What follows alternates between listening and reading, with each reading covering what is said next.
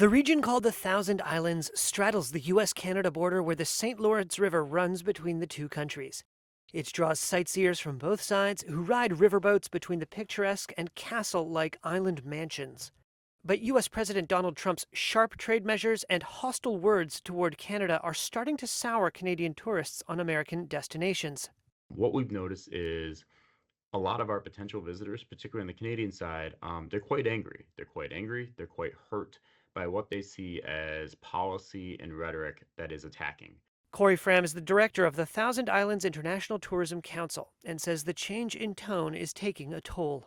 From what I'm hearing, and I've talked to travel professionals from the Canadian side, from the Atlantic to the Pacific this week, what they're hearing from their audiences, whether those are readers or whether those are bus tour passengers, is that some of their folks are telling them they're going to vote with their dollars and they're not going to come visit the United States. Canada and the U.S. have long shared the world's longest peaceful border between any two countries. The two flags could fly side by side. But now Fram says he has had to adjust his marketing. So what we have done is kind of pivoted to New York landmarks being shown to New York audiences, Canadian landmarks being shown to Canadian target audiences. Some Canadians say they've canceled planned trips to the U.S., preferring other destinations instead.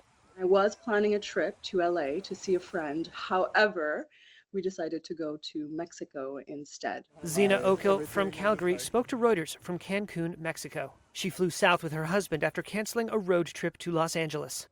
The constant jokes about annexing Canada, Canada being the 51st state, and that coming from the mouth of very high level political leaders, just put a very sour taste in my mouth. Travelers seem to be responding with their wallets. Flight data tracking firm Forward Keys reported new bookings to the United States from Canada have declined about 20% since February 1st, compared with the year-ago period.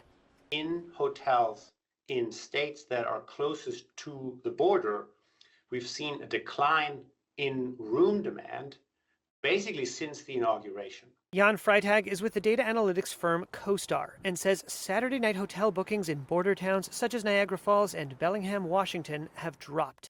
United Airlines CEO Scott Kirby said on Tuesday the company has adjusted its capacity due to a drop in incoming traffic from Canada. We have not seen a significant drop in business yet, only because it's hard to quantify. Fram told Reuters his tourist season doesn't begin in earnest until the spring. But with our core season really picking up around Victoria Day weekend in May, that's when we might start to actually see cancellations.